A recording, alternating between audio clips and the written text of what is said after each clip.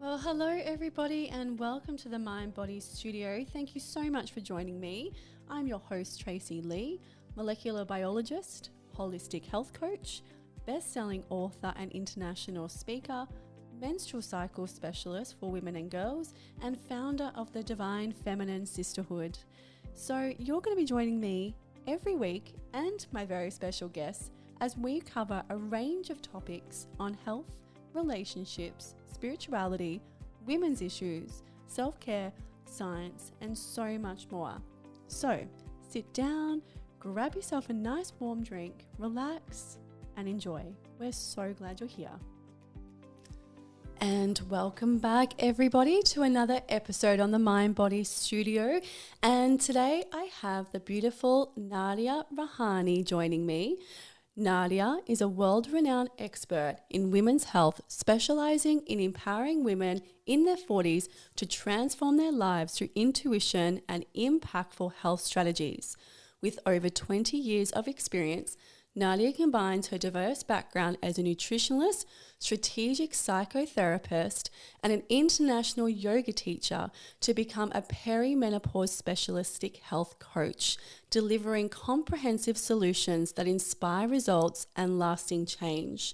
Nadia's philosophy is deeply rooted in the belief that midlife is a powerful phase filled with opportunities for renewal and growth.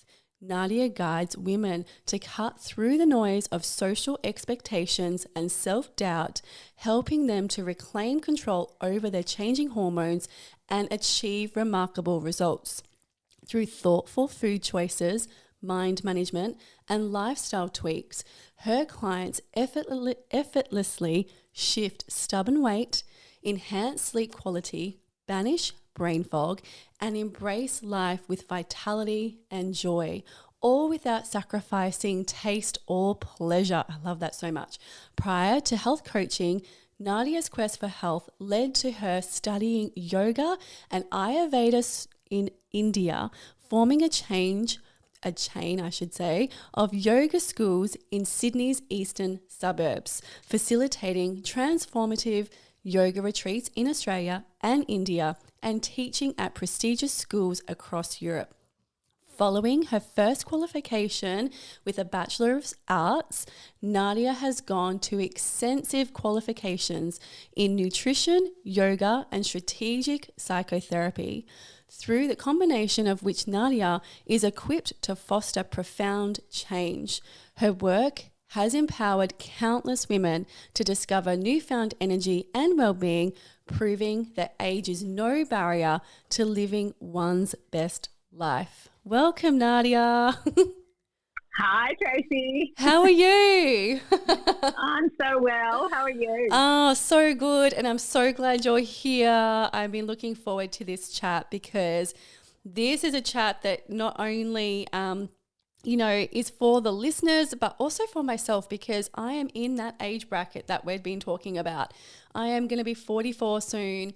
I'm feeling the change. My body's changing. My hormones are changing. Everything is changing. Everything in my world is changing. And so I feel like this chat is perfectly timed. So I'm so excited that you're here, and I have no doubt you're going to give me some insights as well. I'm excited to be here. Yay. Now, I cut a little tiny bit of your bio out because I wanted to ask you about it when we were having this chat. And that is the part where you said that you went through a really life-changing moment. There was an accident in your life that happened. And so I would love to know what the catalyst, what happened there, what was the catalyst to change, and what led you on this journey? Oh my goodness. Okay. So I will start by saying I was always interested in nutrition and health, and I had been teaching yoga, Ashtanga yoga specifically, for many years at my studios, which I sold in 2019. Now, I sold them because I had a lot of opportunities had started to come up, both in Australia and abroad, to continue teaching Ashtanga yoga through workshops and classes, as I said, locally and internationally. And so I had just come back to Australia, having sold the studios. I'd been teaching in India, been teaching in Spain, did a little bit of teaching in the Netherlands. came back to Australia ready to take on a couple of new teaching gigs that had come my way. And I used to ride a moped, and I was just on my way to my first class, and I got hit by a car. Oh my gosh. Thrown in the air, rolled along the road, knocked unconscious, smashed my pelvis in multiple places.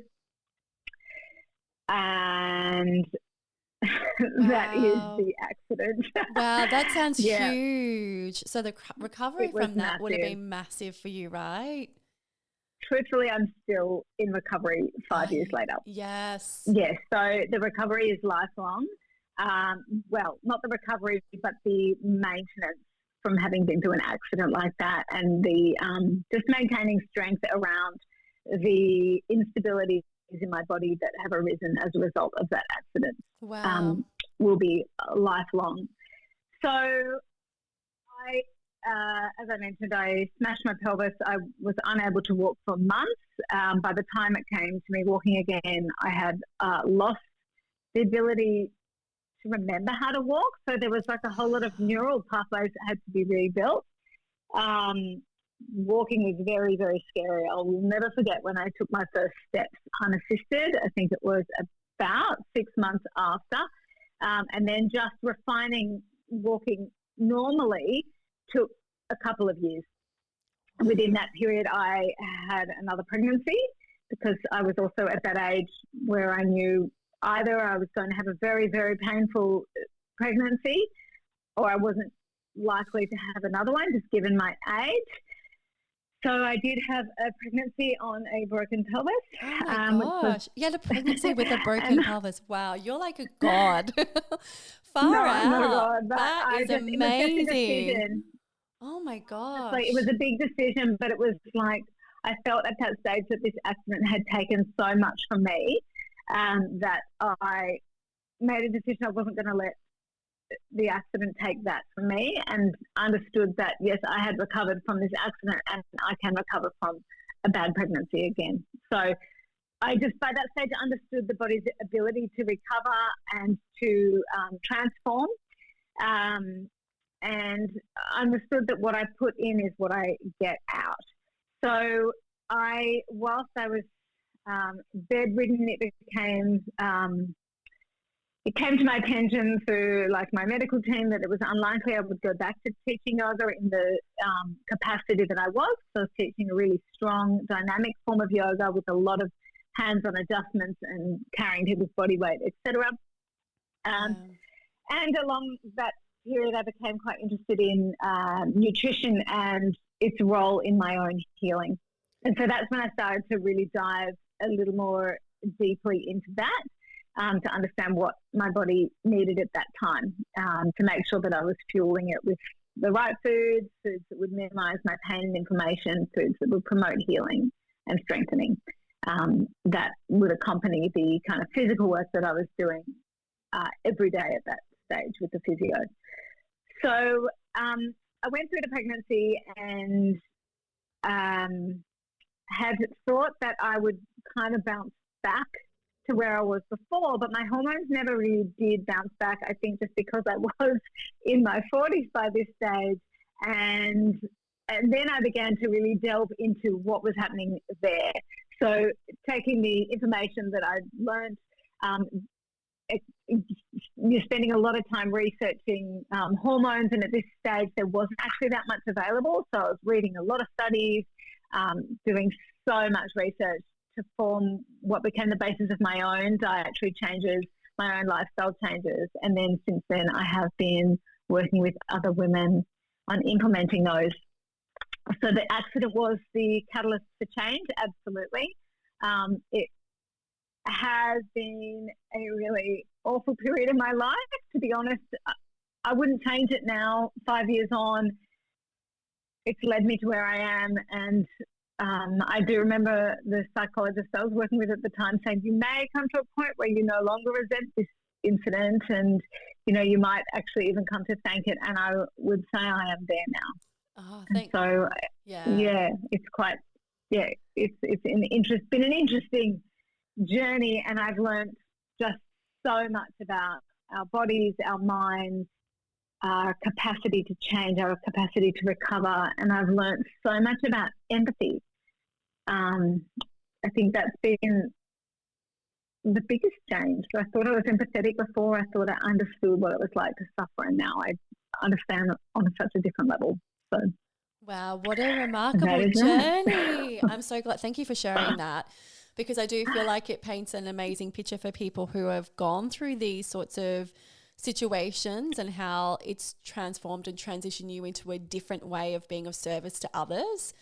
And goodness knows we need people like yourself out there helping women through perimenopause, because it does just change your entire life, and it kind of just creeps in, doesn't it? It's like a little ninja. It just kind of comes in, and the next minute you're like, oh, we're here now. This is where we are. But now what do we do? Because there's all of these changes. And I feel like, you know, what I see with women is it can kind of happen all of a sudden, even though the signs have been kind of bringing their way in, nuzzling their way in, you know, through the transition. Well, what's really interesting is that most of us start having the hormonal changes for most women start happening in our mid-30s, and that's when we stop producing as much progesterone in that second half of our cycle, and we are just not attuned to the changes, or we don't attribute them to perimenopause, because it's just not something that people are really talking about in their mid-30s.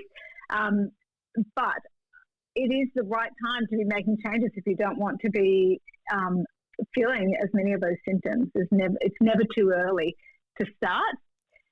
So a lot of women do get to their 40s and feel like, oh, it's here. Like it wasn't here one day and it was here the next. However, if you go through a lot of the symptoms like the sleep and the stress, most of the time you find that they've actually been creeping up for a while. Yes. The weight gain has been sort of just a slow build. Yeah. But the chemistry is changing. The chemistry is changing, right? So it's a gradual thing. You're kind of getting taped off all of these amazing juicy hormones that were there before. They're starting to kind of tamper down a little bit. And so we're going to talk about women in their 40s, but first of all, I just want to pause before we get there and talk about the transformative journey that we go through in our 40s.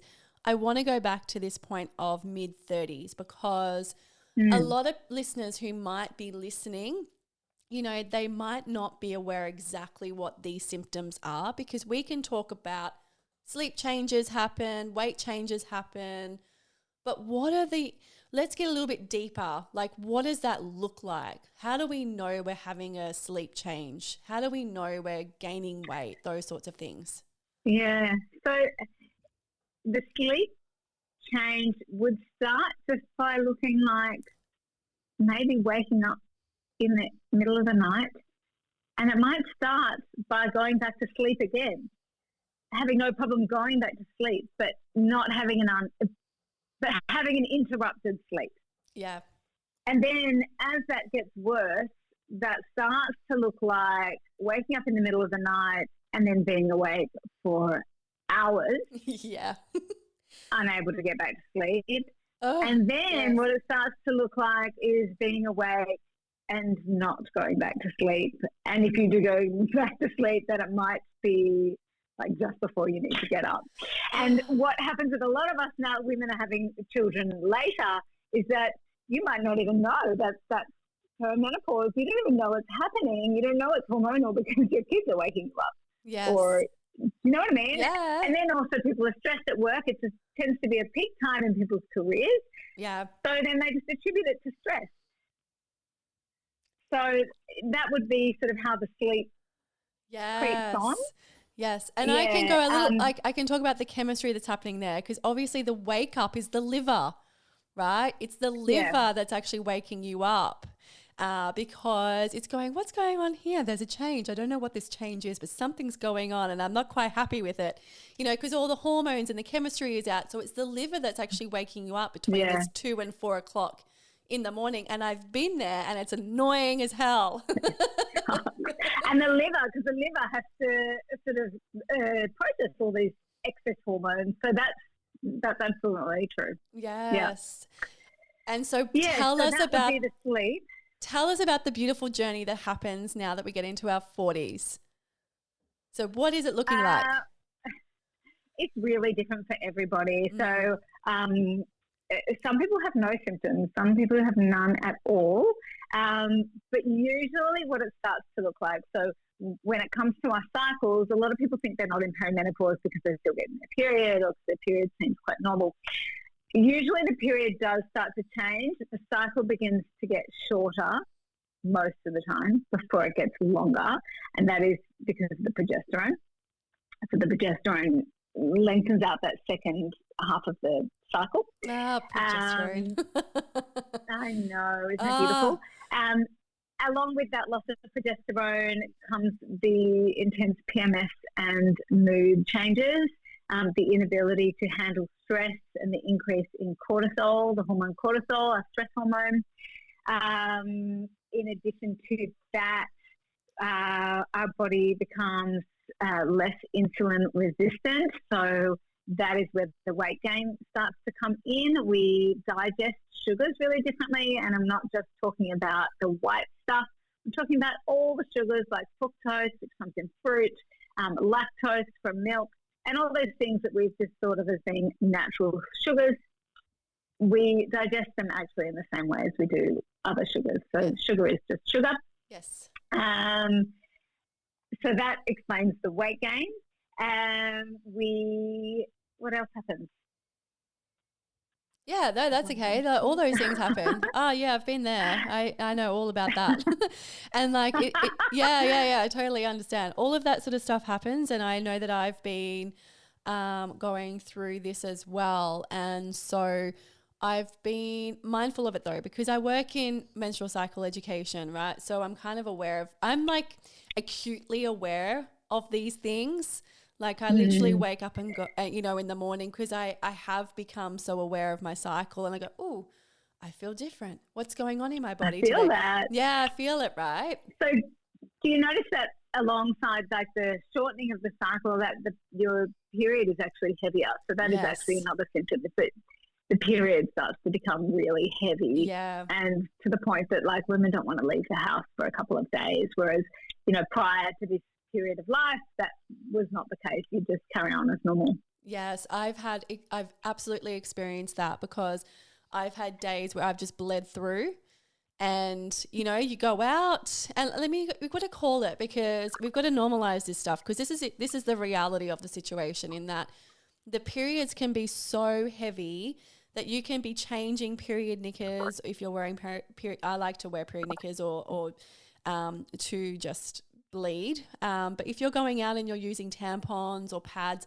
you're bleeding through them very quickly. And I mean like within an hour, and sometimes I can't even go out because it's so heavy. There's no point in even putting anything in there. You just got to stay at home and just wait it out pretty much for the next 2 days, right? So, right. But I will say that you can get on top of this stuff. Yeah. Because I have been like that too, where I don't feel like I can do anything for the first 2 days. And now through the nutrition, I think it's predominantly the nutrition that's been the factor in this for me.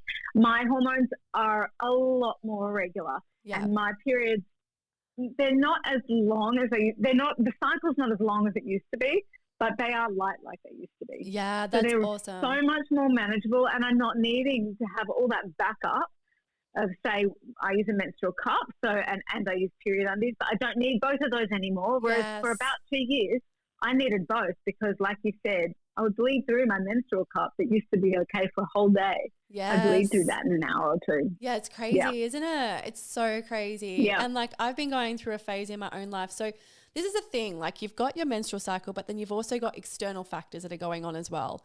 So I know that, when you're going through stressful periods, lots of things can show up in your menstrual cycle, right? So you can lose your menstrual cycle for a while. You can have really irregular menstrual cycles. You can have more pain, less pain. It all kind of fluctuates. But we can emotionally hold everything when we're going through stress, which makes sense, right? If we're in a fight or flight response for a long period of time. And I was going through that phase. So when my periods came, sometimes it would just be this emotional dump, of release of just letting go. So it's hard sometimes to differentiate between, is this actually perimenopause, or am I emotionally dumping, or has there been a stress or a trauma or something going on in my body that's actually playing out in my menstrual cycle? And it could be all of the above. And the interesting thing to note is that obviously cortisol is a hormone and it hijacks everything, particularly in perimenopause.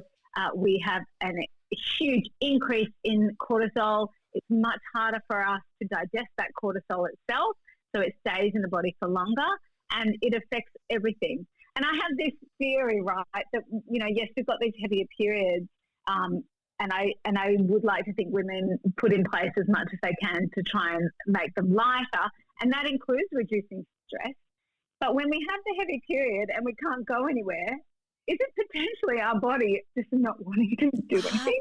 See? Is it our body just saying, like, here's some forced rest for you? Oh, you had plans. You were going to go swimming, were you? You're going to sit at home with a face mask and watch Friends. I know. Right? Thank you. Yes. You're talking my language because, like you said before, there's this increase in progesterone. And progesterone is our relaxing hormone, right? It doesn't want to do shit. It just wants to relax. It doesn't want to do anything. So you've got all this progesterone in your system that is just, it's there. It's part of nature. It's trying to get you to stop and to slow down and become more grounded. So there are these things as well. And I think that we can, when we're living in this highly impactful, stressful situation that we call life, of the world of careers and families and all that stuff, this is nature's way of making us slow down. Wouldn't you agree with that? 100%. Yes, and this is why, like, in some countries, the women get to go somewhere for a few days on their own. Yeah, right. How good's that? I love that. Cabin in the woods, ideally. I would love that so much. Stream of water. Oh yes, every month. Can you imagine? Oh, because this is the ancient way, though. Like, this is the thing. This is ancient wisdom. This is sacred wisdom. There was a reason why women would go to red tents, and have their time out. And be together.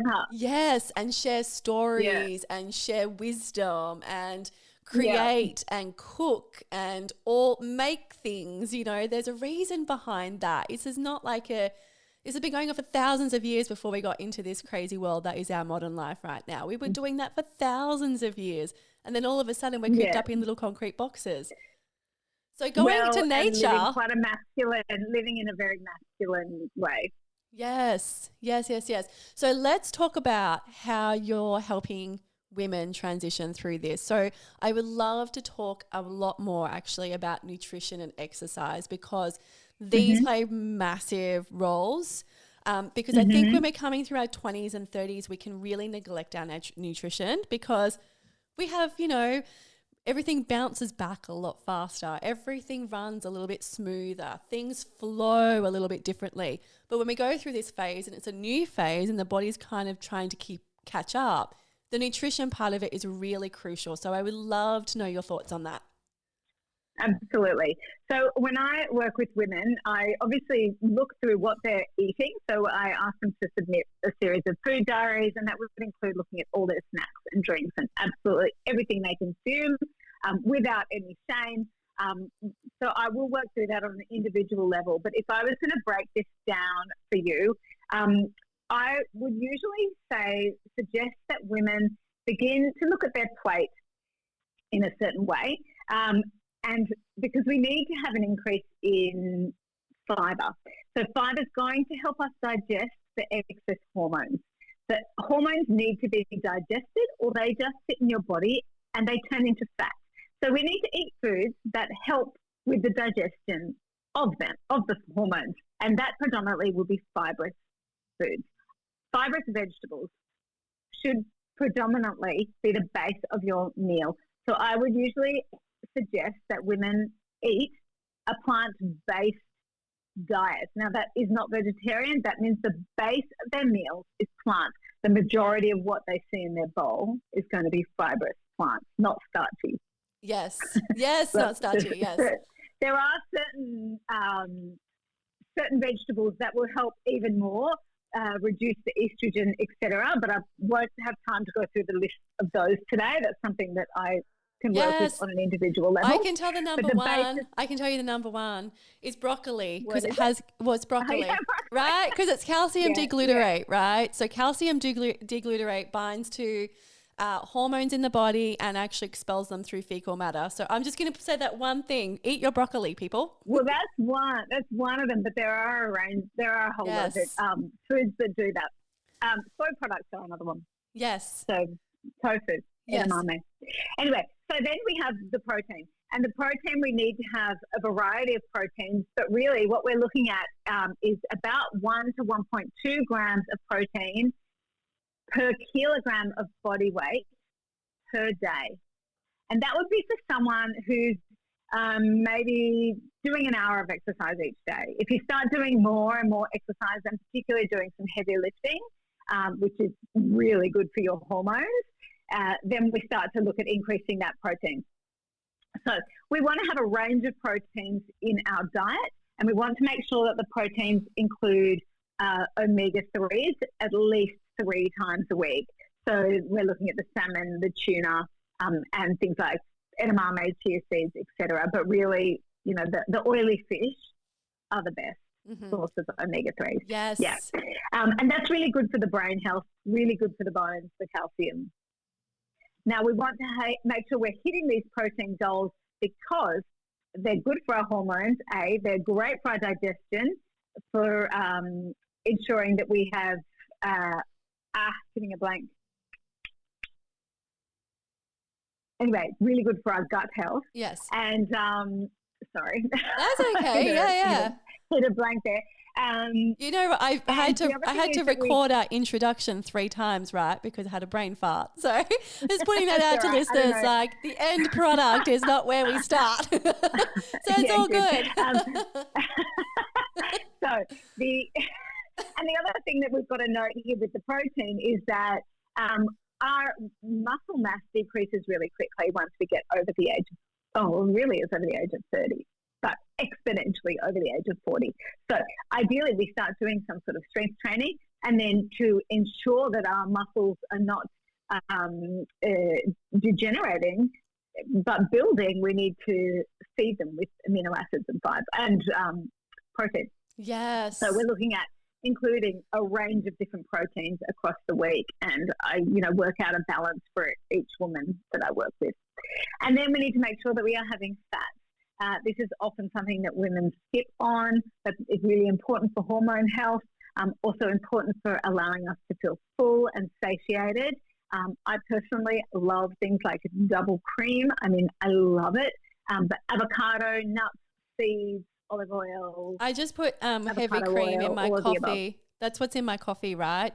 That's I what love I put in my heavy creams too. Yeah, it's so good. You just need to know like the balance of moderation, everything in moderation, right? But I always wake up in the morning and I have my black coffee with a dash, a nice healthy dose of heavy cream, and and on that note, that's going to stop you getting the spikes from the caffeine, and it slows that energy release down, so you don't get the spike and you don't get the crash. Yes. And that's why you want to have fat in your coffee, and that's why we want to have fat in all our meals and fiber in all our meals and protein, because it stops those insulin spikes, and those insulin spikes rob us of our energy, and they are the main reason why women put on weight in perimenopause. Yes. So there you go, ladies. We're giving you permission to eat your healthy fats. Go for it.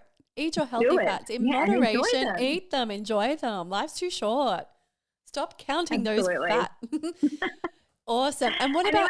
Sorry. Keep going. Yeah, no, you were going to say exercise. Yeah. Yes, exercise, because I was talking to you before we started recording, and how I'm on day 26 of my cycle, so I cannot be arsed lifting weights today. That's earlier in the cycle kind of phase. But I did go jump on the Pilates machine because I know bone density, obviously that's something that declines with age. So we need to keep up our strong, healthy bones, and Pilates is awesome for that. But I'd love to know your expertise on exercise and how you feel people can incorporate more exercise. Yeah, so I work with are doing a fair bit of exercise, but a lot of them really do just rely on walking and doing a bit of Pilates, 1 or 2 Pilates classes a week. That tends to be the norm, walks and a bit of Pilates. And so I like to encourage women to include more weightlifting in their life. And the way that we do this is not necessarily going out and having to go to a weights class or a gym, but, you know, these women are busy. So I'm encouraging them to, you know, pick up the cast iron pot, which weighs sort of 10 kilos, and do 10 squats 3 times while they're waiting for the kettle to boil when they're making a cup of tea. And just, you know, we've got a whole lot of incidental things that we can do that mean that we can do something overdoing nothing, so that we have incorporated that into our lives without it having to take up too much time. And then ideally, once they've gotten used to that, they enjoy it enough that they want to make the time for it in a different way. Yes. Like they want to be up for the challenge. And, you know, the heavier the better when it comes to lifting weights. Don't go starting lifting 100 kilos, but, you know, you've got to build up, and you've got to build up with somebody that knows what they're doing. But, you know, a lot of women have this thought in the back of their mind that they're going to become bulky.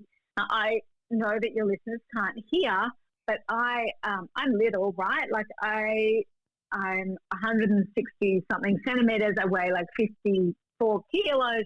I lift 100 kilos at the gym, and I am not bulky. Yes. I'm not bulky. It's all in how you do the reps, what you eat afterwards, and how you build up to it, doing the right exercises. If you want to become bulky, that's a different program. Yeah, totally. But, you know, that you're not going to become bulky from going to the gym, you know, 2 to 3 times a week. And that would be the ideal amount of time that you spend lifting weights, would be 2 to 3 decent sessions a week, you know, once you've built up to it. Yes, I love Pilates that. is amazing. Obviously, the jumping on the machine is good for your bone density. Doing things like skipping is really good for the bone density, because obviously you've got that impact. Walking is amazing. Dancing, things that bring you joy, also so good for reducing cortisol.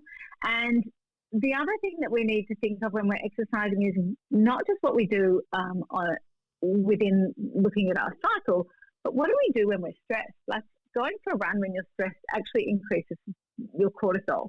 So those are the days that, you would go to Pilates, or you go to a dance class and, you know, just have an increase in endorphins, or you go for a nice walk in nature and don't take your headphones, don't talk to anybody, you know, don't try and distract yourself, but actually just go for a nice gentle walk. Yeah. I love that advice, because that's so crucial. And this is the thing I'm really conscious of with my own daughter.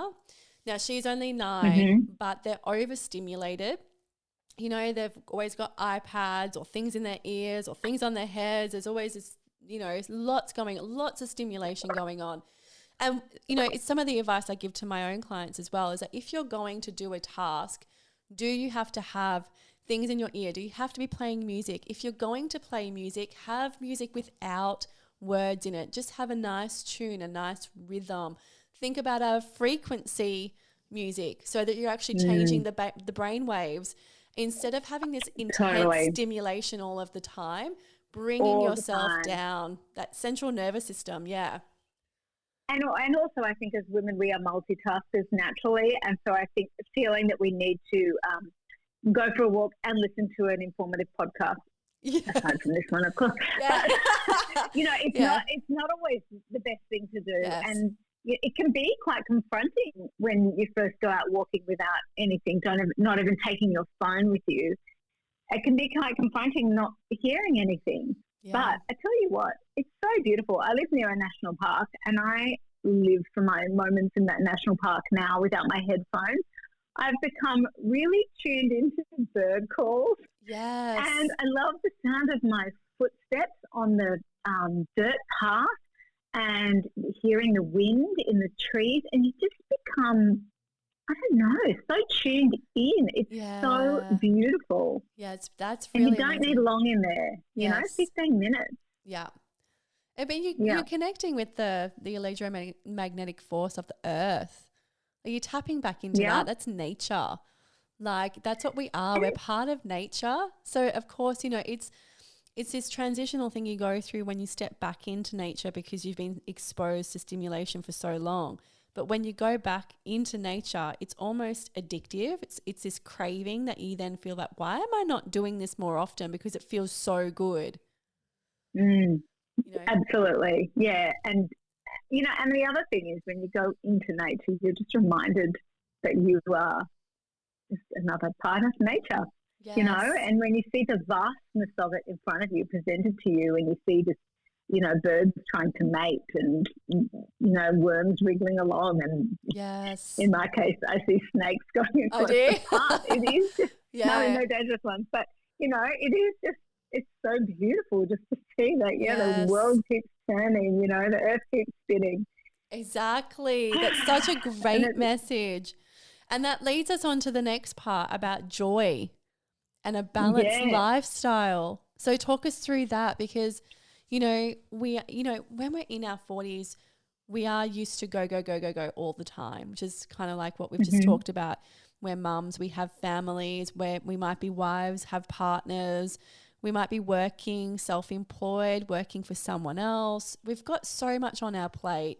And I know I actually reflected on this exact point last week during my women's circle, in that I've lost my time for play.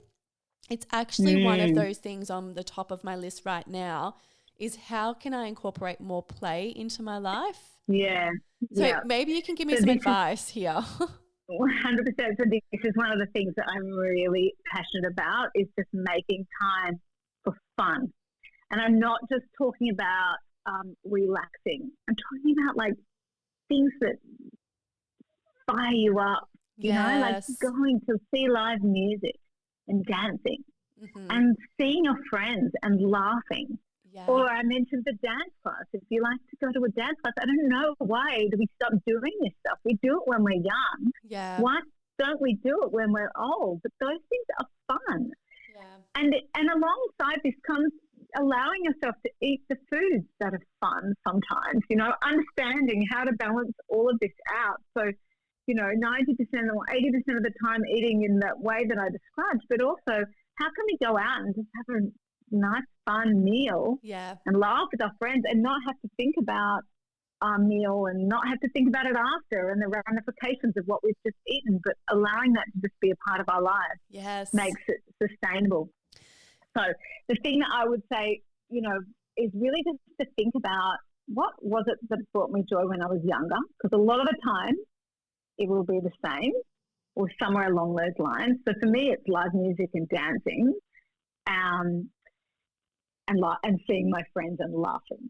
Yes. And if you can't get to a dance class, can you put on some of the music you listened to when you were younger, like some of that really bad 90s music, and just dance. Yeah, don't say it wasn't bad. It was good music. Hang on, whoa. It was good. I actually exposed my daughter to some grunge the other day. She's like, "What is this?" Yes. And I'm like, "Charlotte, this is the best music in the whole world. It's called grunge." And she's like, "I don't like it." I'm like, "Well, you will like it because I like it."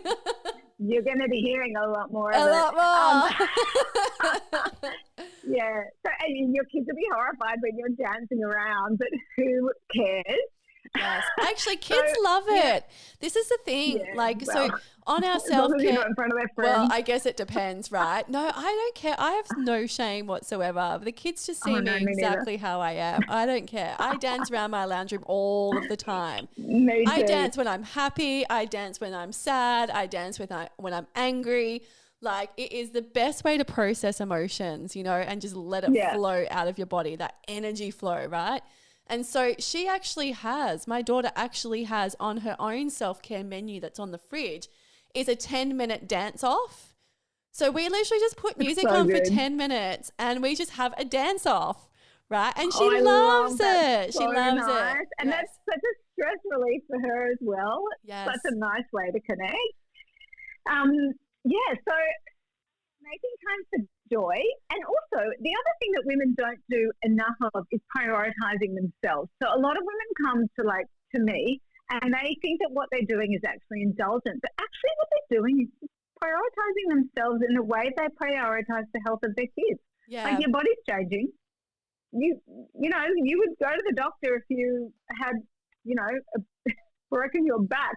you know what I mean? Like you've got to address the things that are going on in your body. Yes. So address them. And if you can't think of it as being, you can't think of it as being indulgent. It's just you taking care of yourself and also ensuring your longevity.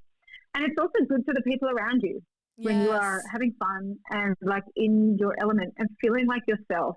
And one of the things women find when they get to their 40s is they're completely disconnected with who they are. And they're like, I don't feel like myself. When I look in the mirror, I don't look like myself. I don't like this person that I've become. Yeah. I've got to be organised. I've got to do all the things. I wear clothes I don't like. I just put on weight because I'm always eating the scraps off the kids' plate. Yeah. Instead of actually eating the foods that I should be eating. Yeah. It's time to put yourself at the centre. Yes, it's that permission, isn't it? It's that permission. Yeah. And unfortunately, that permission, sometimes, and from what I've seen from clients, usually comes for the majority of people when something major happens. There's usually a catalyst for change when something major has happened, an illness or a struggle or a life change, and I would love for people to reflect on it just organically right now and where they're at in their lives, rather than waiting for something to happen that forces you to start putting yourself first.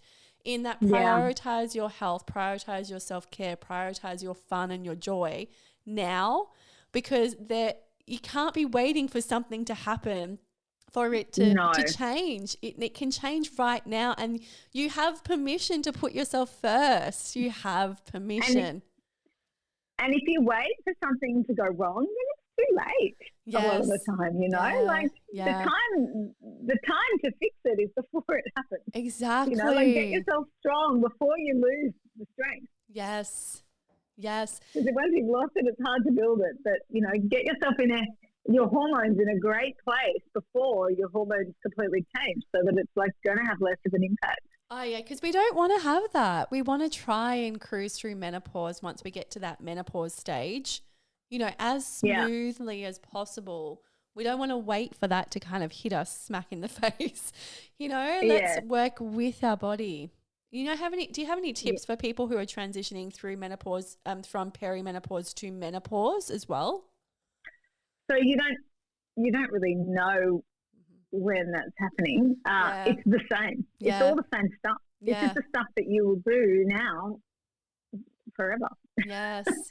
If you put it in place when you're younger, the menopause won't impact you in quite the same way as it would have if you haven't put these measures in place. So what are your give us 3 of your takeaway tips for listeners right now that they could do right this minute to start implementing some change for healthy perimenopause transition. Okay. Be intentional with what you eat. Okay. Yes. Don't just eat the food because it's there. Make the choice to eat what you want and what's going to nourish you, rather than choosing the food that your partner wants or your kids want. Yes, I love that nourish so much.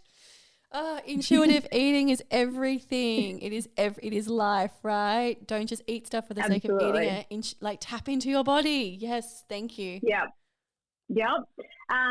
Start lifting weights. Yes. Choose something over nothing. When it comes to lifting weights, don't think it has to be bigger than it is. Just 5 minutes is better than not doing 5 minutes. 100%. And I keep getting this visualization of rice bags, because they're heavy, right? Because they're little, but they're we all have a bag of rice in our pantry. It's probably, dated or something, but we've all got a bag of rice, right? And that stuff is small, but it's quite heavy. And you can actually use that in the kitchen, like you said before, when you're waiting for the kettle to boil or you're waiting for the coffee to brew or whatever that might be. You've got no excuse not to pull that bag of rice out and do some squats. Totally. Right. Yes. Or, do a plank. Yes. Yeah. Do a plank. Bring back the planking. Bring back the planking in 2010. Oh my gosh, that's awesome. The planking. Oh my gosh, that's like so long ago now, right? That's awesome. I remember being in my 20s when that was all the rage. And we used to plank all through the nightclub scene. It was, because I just have this visualization of a photo that was taken, because we always used to take our cameras. Remember when we had our cameras in our bag and we used to pull them out and take photos of the night, but you didn't have that. You had to put them on your computer to see them. And I just remember that gave me a flashback right then to this little place in the middle of Northbridge. Here is our nightclub scene. And it was just outside the museum. There's like this bike rack, and it's like a spiral like this. And I just remember us all stopping at one point in the middle. It must have been 2 a.m. or something, and everyone's just decided to plank all over the music outside the museum, so on the stairs, on the railing, on the bike rack. It was hilarious, but that was like fun. A group plank off. So good. And then the other thing I would say is just not to put it off. Yes. That's my other takeaway. And that comes in with choosing something over nothing. Choose something and choose it now. And it doesn't need to be perfect. Yes. But do change, make a change. Yes, I love that. No perfection. We don't need perfection here. No judgment. Perfect is not sustainable. No. Oh, I know that. I know that from lived experience in my late 20s, early 30s. Perfection does not work for anybody at all. No. Yeah. So thank you so much for joining us. Now, if people want to get in contact with you, what is the best way for them to contact you? So you can find me on Instagram. I am the Perimenopause Nutritionist Nadia, or my website, nadiarihani.com. I'll put that on the show notes as well, and there'll be some social posts linking to you as well. Thank so you. Everyone will have your details. Is there anything else you wanted to add before we wrap up? I just want to say, ladies, this time of your life can be amazing, and it's not something to fear. You don't need to be scared of it. You can stop thinking of your 40s as the time when you start wearing, smocks and aprons and, just starting to act like a grandma. That is archaic and it's old-fashioned. And this can be a time of renewal and a time of new energy and a new shift and a time where you come alive again. So it really is a time for you to address what's going on in your life, to do something about it, make a change, and allow yourself to be empowered in this age rather than feeling disempowered by perimenopause. Amazing. Thank you so much for joining us today and having a chat. Pleasure. I have learned a lot. I have learned a lot, and I'm going to put some actions into place. I'm going to put that rice packet into use. Good on you. Better get used somehow. And have you guys have loved what you've heard today? Don't forget to leave a 5-star review. And if you think there's someone who would benefit from today's discussion, please make sure that you share this episode with your family and friends. It's available on all platforms as usual. But thank you, Nadia, for joining me. Bye. Thank you, Tracy. And bye. Thanks, everyone. See you later.